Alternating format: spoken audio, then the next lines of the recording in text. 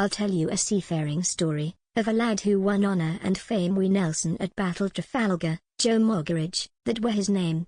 He were one of the crew of the Victory. His job when a battle begun was to take cannonballs out a basket and shove 'em down front end a gun. One day him and Nelson were boxing, the compass, like sailor lads do. When Ardie comes up wi a spyglass, and pointing, says take a screw. They looked to where Ardie were pointing, and saw lots of ships in a row. Joe says abrupt like but respectful, "Alrighty o lad, yon's the foe. What say we attack 'em?" Says Nelson. Says Joe, "Nay lad, not today."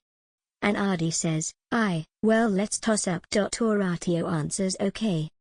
They tossed. It were heads for attacking, and tails for t'other way bout. Joe lent them his two-headed penny, so the answer was never in doubt. When penny came down each side upwards, they was in for a do-it were plain, and Joe murmured "shiver me timbers." And Nelson kissed Ardie again, and then, taking flags out a locker, he strung out a message on high. Tea were all about England and duty. Crew thought they was hung out to dry. They got the guns ready for action, and that gave 'em trouble enough.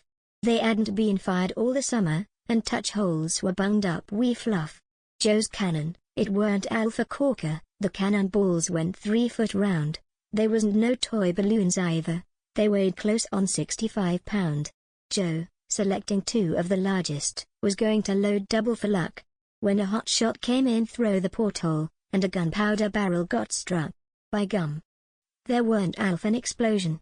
The gun crew were filled with alarm. As out of the porthole went Joseph, wi a cannonball under each arm. At that moment up came the boatswain. Says, "Where's Joe?" Gunner replied, "He's taken 2 cannonballs with him, and gone for a breather outside." "Do I think he'll be long?" said the boatswain. The gunner replied, "If as how he comes back as quick as he left us, he should be here any time now." And all this time Joe, treading water, was trying his hardest to float. He shouted through turmoil of battle, "Tell someone to lower a boat." He'd come to the top for assistance, then down to the bottom he'd go. This up and down kind of existence made everyone laugh. Except Joe. At last he could stand it no longer, and next time he came to the top. He said, "If you don't come and save me, I'll let these air cannonballs drop."